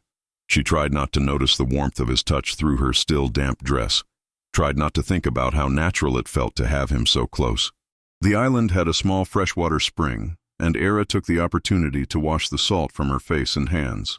The water was shockingly cold, but it felt wonderful after days of grime and sea spray. She looked up to find Eric watching her from a few yards away, his expression unreadable. "What is it?" she asked, suddenly self-conscious. "Nothing," Eric said quickly. "I was just thinking that you are adapting well to this life. Many would still be weeping and wailing, but you face each challenge with courage." "I have no choice but to adapt," Era pointed out. "Weeping will not change my circumstances." "No, but many people do it anyway," Eric said. He moved closer, sitting down on a nearby rock. "Tell me, Era, what did you do in your village? Before Thomas died, what was your life like?" Era settled onto the grass, pulling her knees up to her chest. "I was a weaver mostly. I made cloth for the villagers, sometimes sold my work to traveling merchants. I also helped in the fields during harvest, and I taught the younger girls their letters. The priest said it was important that everyone know how to read the scriptures." "You can read?" Eric asked, surprised. "That is rare, even among nobles in your land. My father was the village scribe," Era explained. "He taught me when I was young, said that knowledge was a gift that could never be taken away. I suppose he was right about that, at least. Everything else has been taken, but I still have what I learned. Eric nodded slowly, and Era could see him thinking, processing this new information. Can you teach me? He asked abruptly. Teach you what? To read, Eric said. In your language, I mean. I know the runes of my people, but I have always wanted to learn the letters used in the South. It would be useful in negotiations, in understanding the contracts and treaties that Saxon nobles are so fond of. Era blinked in surprise. A Viking warrior who wanted to learn to read? It was the last thing she would have expected, but as she thought about it, it made sense. Eric was not just a warrior, he was a leader, a man who needed every advantage he could gain to protect his people and maintain his position. I would be happy to teach you, she said. Though I have nothing to write with here. When we reach Thorvik, Eric said. You can teach me then, if you are willing. I am willing, Era agreed. Then, hesitantly, she added, and perhaps you can continue teaching me your language in return. I want to be able to speak with your people without needing you to translate. A fair trade, Eric said with a smile. We will make a scholar of each other. The easy camaraderie between them felt strange, but also right, as if they had known each other far longer than a few days. Ira found herself relaxing in his presence, the tension that had knotted her shoulders since the raid slowly unwinding. They spent the afternoon on the island, the crews resting and repairing minor damage to the ships. Ira watched the Vikings at their work, noting how they laughed and joked with each other, how they shared food and stories. They were not so different from the men of her village, she realized. They had families they loved, homes they protected, dreams they pursued. The main difference was that their way of pursuing those dreams involved taking from others rather than creating for themselves. On the third day, as the sun climbed toward its zenith, a cry went up from the lookout at the prow. Land! The fjords of Norway ahead! Era scrambled to her feet, her heart pounding with a mixture of anticipation and dread. She made her way to the front of the ship, careful to avoid the busy crew members, and stared at the horizon. At first, she saw nothing but the endless gray-blue of the sea. Then, gradually, shapes began to emerge from the mist. Mountains, tall and stark, their peaks still dusted with early snow. And between them, dark clefts where the sea cut deep into the land, the famous fjords Eric had spoken of. It was like nothing she had ever seen. The sheer scale of it took her breath away. The mountains rose like the walls of some giant's fortress, their slopes steep and forbidding. Even from this distance, she could sense the wildness of this place, the raw, untamed power of nature that had shaped it over countless ages. Eric came to stand beside her, and she could hear the pride in his voice when he spoke. Welcome to Norway, Era. This is my home, the land of my fathers and their fathers before them. What do you think? It is magnificent, Era said honestly, and terrifying. How do people live in such a place? By being as hard as the land itself, Eric replied. The winters are brutal, the growing season short, but the fjords teem with fish, the forests provide timber and game, and the mountains hold iron and other metals. We take what the land gives us and make it enough. It has been this way for as long as anyone can remember. As they drew closer, Era began to see signs of habitation. Small farms clinging to the steep slopes, their fields carved out of the mountainside with back-breaking labor. Fishing boats dotted the water, their crews waving as the longships passed. And then, rounding a bend in the fjord, she saw Thorvik. The settlement was larger than she had expected, sprawling along both sides of a natural harbor. Wooden buildings with turf roofs clustered together, connected by muddy paths and wooden walkways. In the center, on a small rise overlooking the water, stood a massive hall built of timber and stone. Its roof was steep to shed the winter snows, and carved dragon heads adorned the peaks. Smoke rose from several holes in the roof, carrying the sense of cooking food and burning wood. That is my hall, Eric said, pointing to the impressive structure. The Hall of Thorvald, named for my father. It can house 100 people during the winter feasts, and its walls have never been breached by any enemy. People were gathering along the shore now, word of the returning raiders spreading quickly through the settlement. Era could see women and children waving, hear their excited shouts carried on the wind. These were the families of the warriors, welcoming home their husbands and fathers and sons. The ships beached with practiced ease, and the crews began unloading the spoils of their raid. Era hung back, suddenly uncertain. What would these people think of her? Would they see her as an enemy, a curiosity, or something else entirely? Eric seemed to sense her hesitation. He turned to her, his expression serious. "Stay close to me. I will introduce you to my people and make it clear that you are under my protection. No one will harm you or treat you with disrespect." Era nodded, drawing the borrowed cloak tighter around her shoulders. She followed Eric down from the ship, her legs unsteady after so many days at sea. The solid ground beneath her feet felt strange, almost too still after the constant motion of the waves. A woman pushed through the crowd, tall and striking, with hair the color of spun gold and eyes as blue as a summer sky. She wore a fine dress of deep red wool, embroidered with intricate patterns, and silver brooches fastened her cloak at the shoulders. Her face was beautiful but hard, her expression one of cool appraisal as she approached. "Eric," she said, her voice melodious but with an edge like steel, "you return victorious once again. The gods smile upon you." "Sigrid," Eric replied, and Era noticed that his tone was polite but distant. "Yes, the raid was successful. We bring grain, silver, and other goods to see us through the winter." Sigrid's eyes slid past Eric to land on Era, and the temperature of her gaze dropped several degrees. "And who is this? A new thrall for your household?" "No," Eric said firmly. "This is Era, and she is my guest. She will be treated with the same respect you would show any free woman of our people. Make sure the others understand this." Sigrid's eyebrows rose, and Era could see questions forming behind those cold blue eyes. But the woman was too well bred to voice them in public. Instead, she inclined her head slightly. "As you wish, Jarl Eric. I will prepare a chamber in the hall for your guest." "Thank you, Sigrid," Eric said. He turned to Era and switched to her language. "Sigrid manages my household. She is efficient and capable, and she will see to your needs. If you require anything, you need only ask her." Ira studied the blonde woman, noting the possessive way Sigrid looked at Eric, the subtle hostility in her bearing. This was a woman who saw Era as a threat, though whether to her position or to something else, Era could not yet tell. "Thank you," Era said in halting Norse, using one of the phrases Eric had taught her during the voyage.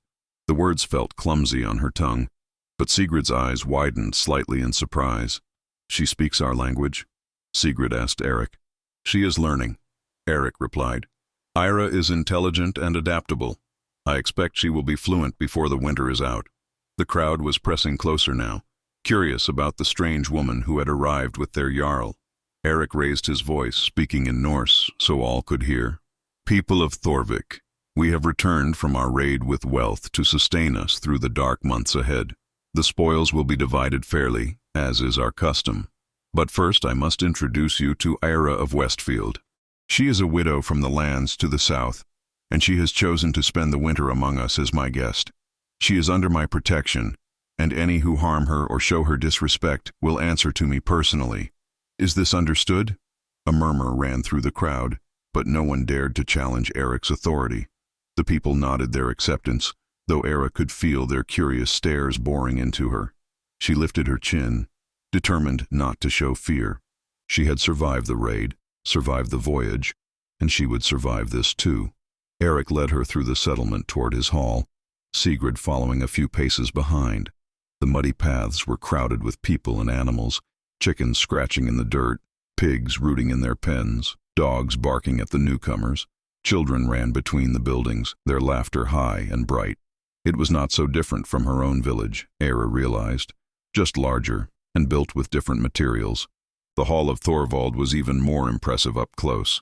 The massive timbers that formed its walls were carved with intricate designs, depicting battles and hunts and scenes from what Era assumed were Viking legends. The doors were thick oak, bound with iron, and they swung open at Eric's approach to reveal a vast interior space. The main hall was dominated by a long fire pit running down its center, the smoke rising to escape through holes in the high roof. Tables and benches lined both walls, and at the far end stood a raised platform where a carved wooden chair sat like a throne. Tapestries hung on the walls, their colors muted in the dim light, and weapons gleamed on racks and pegs. The floor was hard-packed earth covered with fresh rushes, and the scent of wood smoke and roasted meat filled the air. "This is your home?" Era asked, unable to keep the awe from her voice. "This is where I live," Eric said. "But a hall is not a home unless it is filled with people who matter. Right now, it is just a building." There was something sad in his voice, a loneliness that Era had not expected to hear from such a powerful man. Sigrid clapped her hands sharply, and several servants appeared from side chambers. "Prepare the guest room in the east wing," she commanded. "Fresh linens, a fire in the hearth, and water for washing.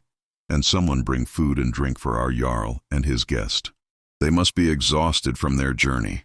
The servants scattered to do her bidding, and Sigrid turned to Eric. "I will see to the arrangements. If you need anything else, you have only to ask."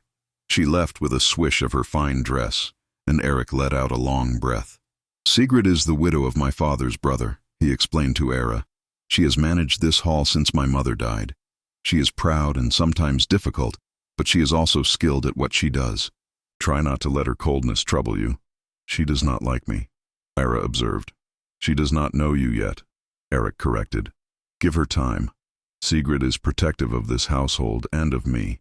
She will come around once she sees that you mean no harm." Era was not so sure, but she held her tongue. A young servant girl appeared with a pitcher of mead and 2 cups, her eyes downcast as she poured the honey wine with trembling hands. Eric took a long drink and then gestured for Era to do the same. The mead was sweet and strong, warming her from the inside. Era had never tasted anything quite like it, and she found herself taking another sip despite her intention to be cautious. "Easy," Eric said with a slight smile. "That is strong drink. You are not accustomed to it, and I do not want you falling over drunk on your first day here." "I am not some delicate flower," Era protested, but she set the cup down anyway. The warmth of the mead was already spreading through her limbs, making her feel slightly lightheaded. Eric's smile widened. "No, you are certainly not delicate. You are one of the strongest women I have ever met, Era. Do not think I have not noticed." The compliment caught her off guard, and Era felt heat rise to her cheeks that had nothing to do with the mead. Before she could respond, Thorstein entered the hall, his weathered face grave. "Jarl Eric," he said, his tone formal. "Jarl Sven has arrived. He wishes to speak with you about the division of the spoils." Eric's expression hardened. "Already? We have barely set foot on land." "He was waiting for our arrival," Thorstein said. "He seems eager to discuss matters with you." Eric cursed under his breath, a sharp word in his own language that needed no translation. "Very well. Show him in. And Thorstein, stay close. I may need you." Thorstein nodded and disappeared back outside. Eric turned to Era, his eyes intense. "I need you to go with the servants to your chamber now. What is about to happen is not something you should witness. Sven is difficult, and I do not want you caught in the middle of whatever confrontation he has planned." "I can handle myself," Era said, but even as she spoke she could see the worry in Eric's eyes. Not for himself, but for her. "Please," he said quietly, "do this for me. Go to your chamber and rest. We will speak again this evening, and I will tell you everything that transpired. But right now, I need to know you are safe." Ira wanted to argue, to insist that she could stand by his side, but she saw the determination in his face and knew she would not win this battle. "Very well," she said reluctantly, "but you will tell me everything later." "I promise," Eric said.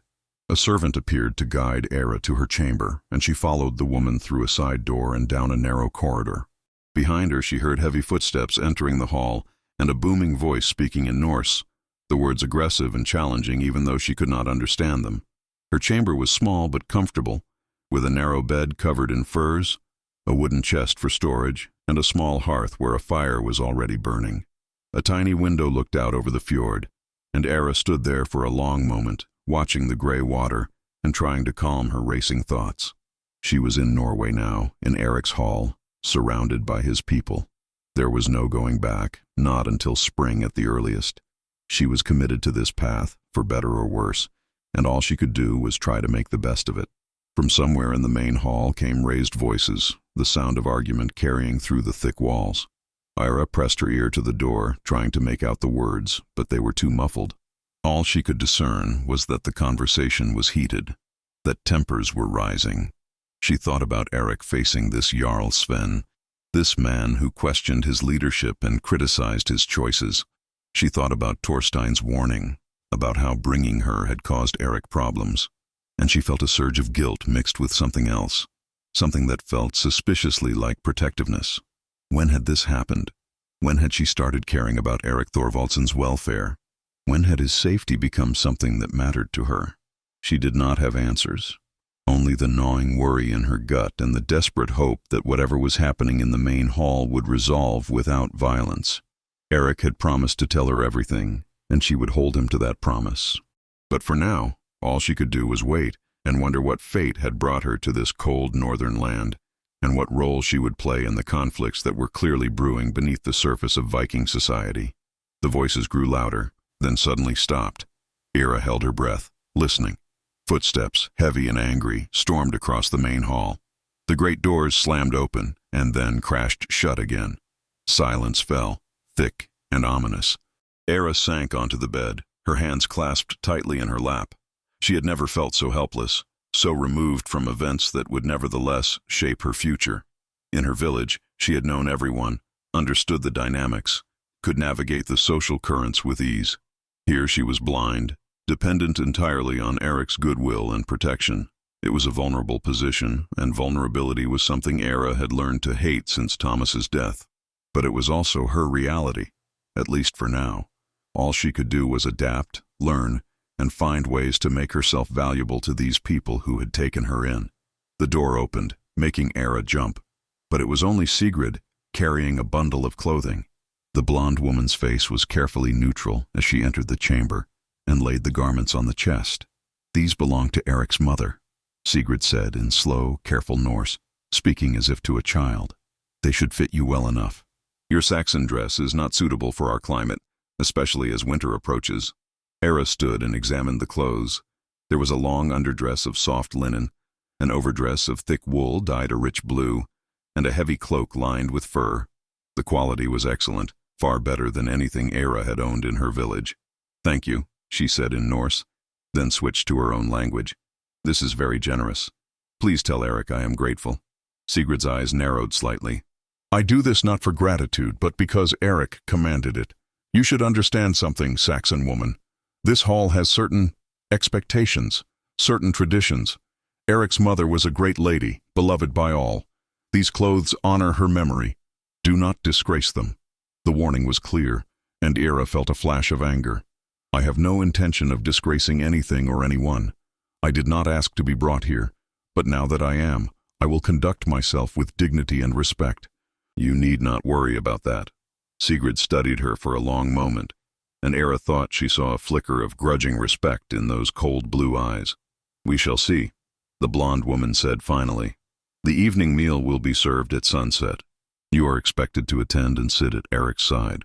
Do not embarrass him in front of his people." With that, Sigrid swept out of the room, leaving Ira alone with the beautiful clothes and a growing sense of unease. What exactly was she walking into? What expectations did these people have of her? And more importantly, what did Eric want from her? The evening feast was already underway when Ira entered the main hall. She had changed into the Norse clothing Sigrid had provided, and the transformation was remarkable. The blue overdress fit her perfectly, cinched at the waist with a woven belt, and the fur-lined cloak draped elegantly over her shoulders. She had braided her honey-colored hair in the style she had seen on some of the Viking women, weaving in a leather cord that had been left with the clothes. The hall was filled with people, warriors and their families seated at the long tables, eating and drinking and talking with the easy camaraderie of close-knit community. The fire pit blazed with light and heat, casting dancing shadows on the carved walls. Serving women moved between the tables with platters of roasted meat, fresh bread, and pitchers of mead and ale. All conversation stopped when Ira appeared. Every eye turned to her, taking in her transformed appearance. For a moment, the silence was absolute, and Ira felt her courage waver. Then Eric stood from his seat on the raised platform, and the expression on his face made her breath catch. He was staring at her as if seeing her for the first time, his ice-blue eyes wide with something that looked like wonder. He descended from the platform and crossed the hall to meet her, his long strides eating up the distance. When he reached her, he took both her hands in his calloused fingers warm against her skin. "You look like a queen of the north," he said softly, speaking in her language so the words were for her alone. "My mother would have been honored to see her clothes worn by someone so beautiful." Ira felt heat flood her cheeks. "You flatter me, Eric. I am just a simple village woman trying not to look out of place." "You could never look out of place," Eric said. "You look like you belong here, like you were always meant to be here." The intensity in his voice, in his eyes, made Ara's heart race. This was more than simple courtesy, more than a jarl being kind to his guest. There was something deeper here, something that both terrified and thrilled her. Eric seemed to realize he had been staring and released her hands somewhat reluctantly. "Come," he said, switching back to Norse for the benefit of those watching. "Sit beside me. Tonight we celebrate our successful raid and welcome you to Thorvik." He led her to the raised platform where his chair, his jarl's seat, was positioned. To the right of it sat a smaller but equally fine chair, and it was here that Eric seated her. The message was clear to everyone in the hall. Era was not a servant or a thrall. She was someone important, someone under Eric's personal protection and favor. As Eric took his own seat, Thorstein appeared with cups of mead. The grizzled warrior gave Era a slight nod, and she thought she saw approval in his weathered face. Perhaps her conversation with him on the ship had not been in vain. Perhaps he saw that she was trying to help Eric, not hinder him. The feast resumed, the hall filling once more with noise and laughter. Platters of food were brought to the high table, and Ira found herself facing more meat than she had seen in months. Roasted pork, venison, fish fresh from the fjord, all accompanied by bread, cheese, and root vegetables cooked in butter and herbs. It was a feast fit for royalty, and Ira understood that this was Eric showing off, demonstrating the wealth and success of his raid. As they ate, Eric leaned close to speak with her. "The confrontation with Sven did not go well," he said quietly. "He challenged my decision to bring you here, claimed it showed weakness. He wants to test my leadership, to see if others will support him in questioning my authority. What will you do?" Ira asked, her stomach tightening with worry despite the rich food. "What I must," Eric replied. "Sven has called for a holmgang, a duel to settle the matter. It will take place 3 days from now, at the traditional dueling ground by the old oak tree. It is a fight to submission or death, and the winner's word becomes law." Ira felt the blood drain from her face. "He wants to kill you. He wants to try," Eric corrected with a grim smile. "But Sven is not the warrior he once was. Age has slowed him, and arrogance has made him careless. I have faced greater challenges and survived. This will be no different." But Ira could hear the tension beneath his confident words. A holmgang was serious business, a sacred duel witnessed by the gods themselves. Even the strongest warrior could fall if the gods turned their favor elsewhere. "This is my fault," Ira whispered. "If I had not come with you, if you had left me behind, then you would likely be dead by now," Eric interrupted firmly. "And I would be less than the man I want to be. Sven's challenge would have come eventually, Era. He has been looking for an excuse to test me for over a year. You are simply the reason he chose now rather than later. Do not blame yourself for another man's ambition and pride." Before Era could respond, a commotion at the hall's entrance drew everyone's attention. A man strode in, tall and broad-shouldered like Eric, but with gray streaking his dark hair and beard. His face was weathered and hard, his eyes the color of storm clouds. He wore fine armor, a mail shirt over a blue tunic, and a sword hung at his hip. This, Ira realized, must be Jarl Sven. Sven approached the high table with the arrogant swagger of a man used to getting his way. He stopped before Eric's chair and placed his hands on his hips, his lips curling in a sneer. "So this is the Saxon wench who has made you soft," he said in Norse, his voice carrying through the hall. "I must admit, Eric, she is pretty enough. I can see why you might lose your head over her. But bringing her here, treating her like some noble lady instead of the thrall she should be, that is the action of a weak man, not a jarl." Eric's jaw tightened, but his voice remained calm. "Speak with respect, Sven, or leave my hall. Ira is my guest, and I will not tolerate insults directed at her." "Your guest," Sven scoffed. "Is that what we are calling bed warmers now? Come, Eric, we are all men here. We understand the appetites of the flesh, but there is a difference between taking your pleasure with a conquered woman and elevating her above your own people. That difference is what separates a true leader from a lovesick fool." The hall had gone deathly quiet. Era could feel the eyes of everyone present on her, judging, wondering. Her hands clenched in her lap, but she kept her face carefully neutral. She would not give Sven the satisfaction of seeing her rattled.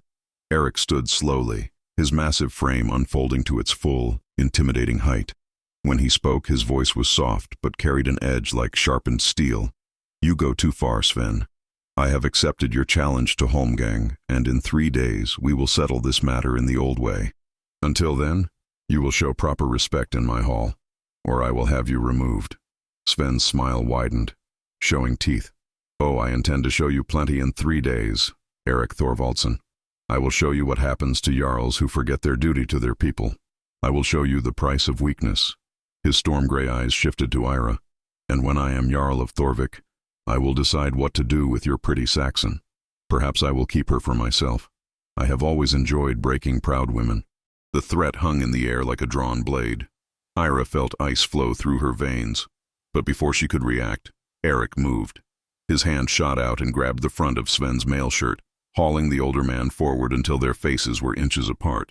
"If you touch her," Erik said, his voice a deadly whisper that somehow carried to every corner of the hall, "if you even look at her with disrespect again, I will not wait 3 days. I will kill you here and now, and the gods can judge me for breaking sacred hospitality. Do you understand me, Sven?" For just a moment, fear flickered in Sven's eyes. Then he jerked backward, breaking Erik's grip. "The Holmgang will answer all questions," he said, smoothing his mail shirt. 3 days, Erik. Enjoy your time with your Saxon while you can. It may be the last pleasure you know in this life." He turned and strode from the hall, and the moment he was gone, conversation erupted. Warriors argued with each other, some supporting Erik, others clearly sympathetic to Sven's position. The unity of the feast had been shattered, replaced by tension and divided loyalties. Erik sank back into his chair, his hands gripping the armrests so tightly that his knuckles went white. Era reached out hesitantly and placed her hand over his. "I am sorry," she said. "I am so sorry for causing this." Erik turned to look at her, and the raw emotion in his eyes took her breath away. "You have caused nothing," he said fiercely. "Sven is a snake who has been waiting to strike. If it were not you, it would be something else.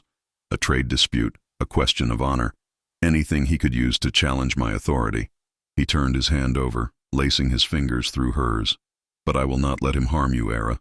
I swear it on my father's memory. Whatever happens in that duel, you will be safe." "And what about you?" Era asked, her voice trembling.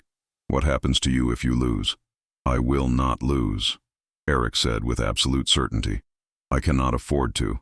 Too many people depend on me, and now that includes you." The feast continued around them, but Ira barely tasted her food. Her mind was churning with fear and guilt and something else, something she was almost afraid to acknowledge. Somewhere along the journey from her village to this Norse hall, Erik had become more than just her protector. He had become someone she cared about deeply, someone whose safety mattered to her as much as her own. It was foolish, she told herself. She had known him only days. She should still hate him for raiding her village, for being a Viking, for representing everything her people had taught her to fear.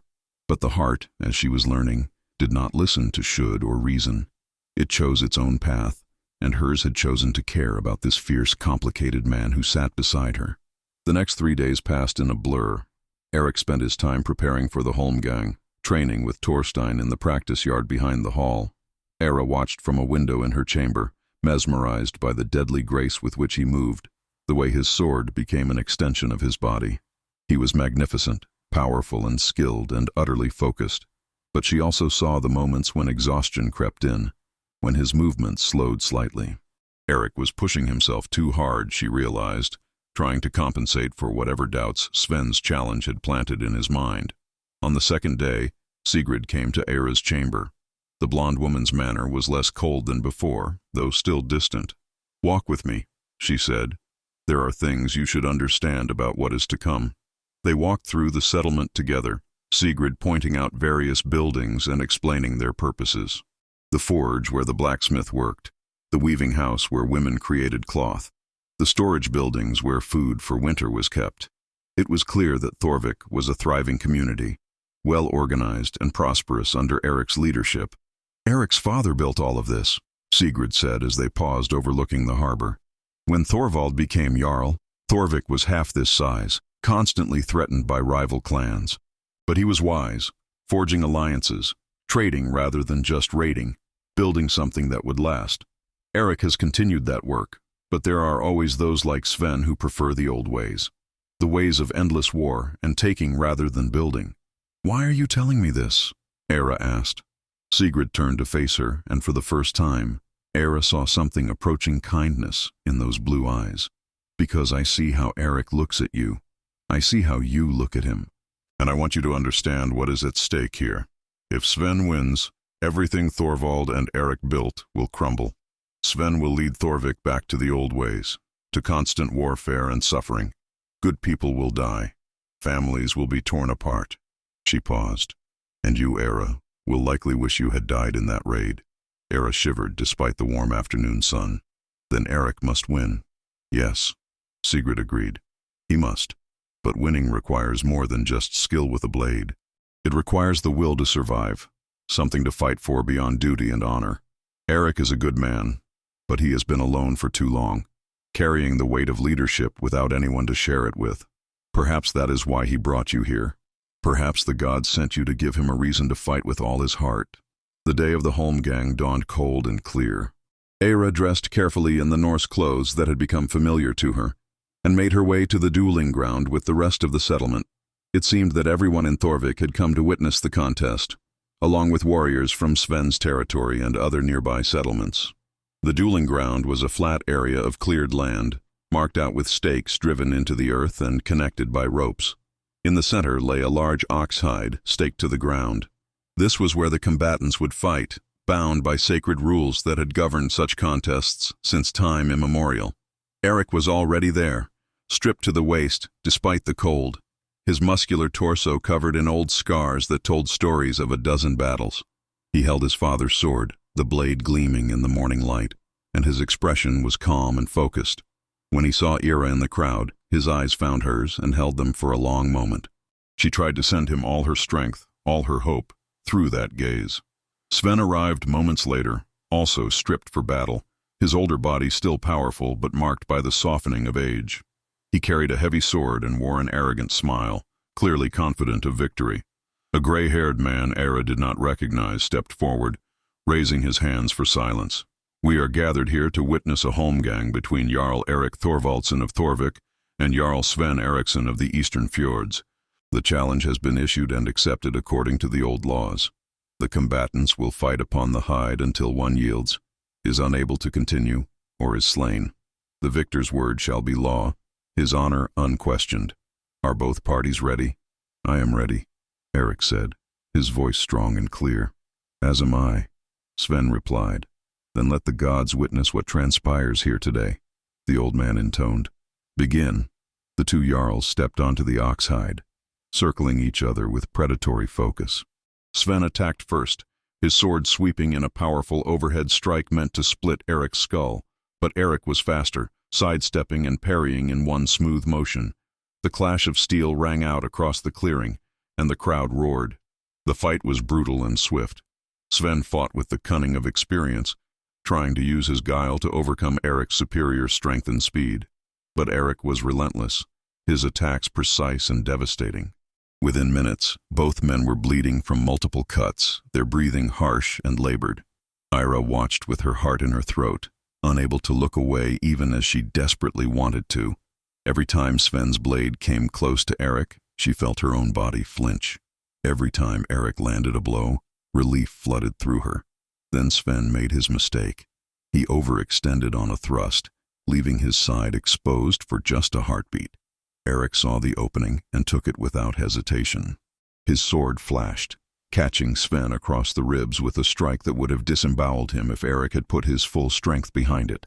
Instead, it was a controlled blow, deep enough to disable, but not to kill. Sven stumbled backward, his free hand going to the wound. Blood poured between his fingers, and his sword dropped from nerveless fingers.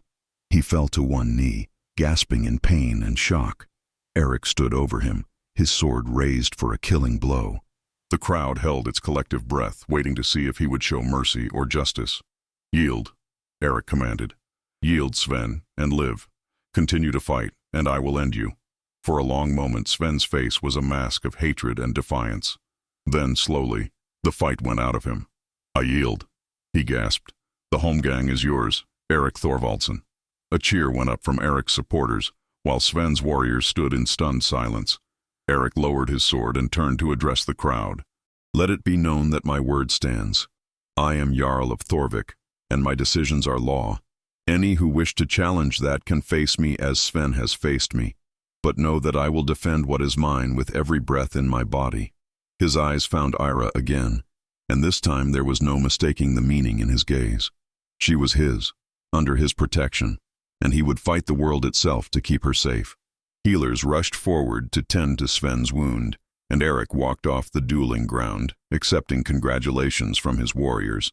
But he pushed through them all to reach Era, and when he stood before her, covered in sweat and blood but very much alive, she could not stop herself from throwing her arms around him. "You fool," she whispered against his chest, not caring who saw or what they thought. "You magnificent, terrifying fool. I thought I might lose you." Eric's arms came around her, holding her tight despite the blood and grime. "Never," he murmured into her hair. "I had too much to fight for. I had you." Era pulled back to look up at him and saw her own feelings reflected in his eyes. Somewhere between the raid and this moment, something had grown between them, something real and precious and terrifying in its intensity. "Eric," she began, but he silenced her with a finger against her lips. "Not here," he said softly. "Come with me." He led her away from the crowd, through the settlement to a quiet spot overlooking the fjord. The water was calm today, reflecting the mountains like a mirror. They stood there in silence for a long moment, neither quite knowing how to begin. "I know this is madness," Eric said finally. "You are a Saxon. I am a Viking. You lost your husband mere days ago. Every law of gods and men says this is wrong. But Era, I cannot deny what I feel. From the moment I saw you by that grave, something in me recognized something in you. I do not have words for it, do not understand it, but it is there, and it is real." Era's throat was tight with emotion. "I feel it too," she admitted, "and it terrifies me. I love Thomas, I did, but what I feel when I look at you, when you speak to me, when you simply exist in the same space as me, it is different, stronger, like a fire that cannot be quenched." "Then do not quench it," Eric said, taking her hands in his. "I know you need time. I know you are still grieving, still adjusting to this new life. I am not asking you to decide anything today. But Era, I want you to know that you have a place here, not just as a guest but as something more. If you will have me, if you can forgive what I am and what I have done, I would make you my wife. I would give you my name, my protection, everything I have and am." Tears streamed down Era's face. "You would marry me, a woman from a raided village? Your enemy?" "You were never my enemy," Eric said fiercely. "You were a gift from the gods, a chance at something I thought I would never have. Love, Era. Real, true love, not just duty or alliance. I have been alone for so long, ruling without anyone to share the burden. But with you, I feel whole, like I have finally found the other half of my soul." Era looked into his ice-blue eyes and saw nothing but truth and hope and desperate longing, and she realized that her grief for Thomas did not erase her capacity to love again. That loving Eric did not dishonor Thomas's memory. The heart was vast enough to hold both sorrow and joy, loss and new beginnings. "Yes," she whispered. "Yes, Eric. I will marry you. I will be your wife, your partner, your equal in all things. We will build a life together, here in this strange and beautiful land, and we will prove that love can grow even in the ashes of war." Eric swept her into his arms, lifting her off her feet and spinning her around. When he set her down, he cupped her face in his hands and kissed her with a tenderness that belied his warrior's strength. It was a kiss of promise, of hope, of a future they would build together. When they finally pulled apart, both were breathless and smiling. Eric rested his forehead against hers. His eyes closed.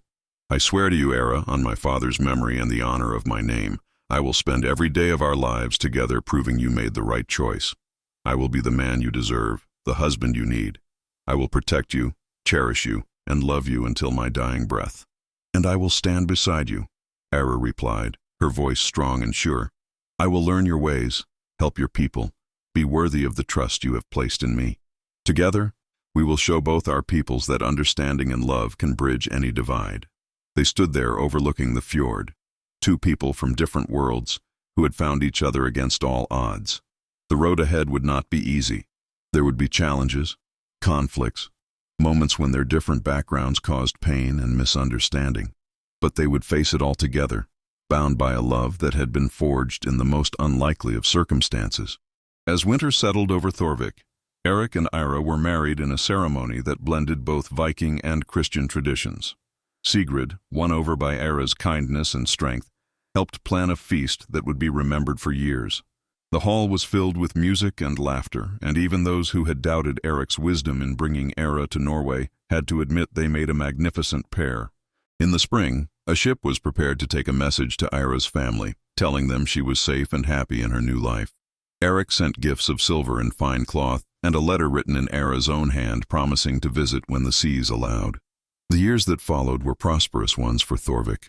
With Ira's counsel, Eric forged new trade relationships with Saxon settlements, proving that there could be profit in peace as well as plunder. She taught many of the Norse women to read and write, and in return learned their crafts and skills. She became beloved in the settlement, known for her wisdom, kindness, and the fierce loyalty she showed to her adopted home. Eric and Ira had 3 children together, strong and beautiful like their parents.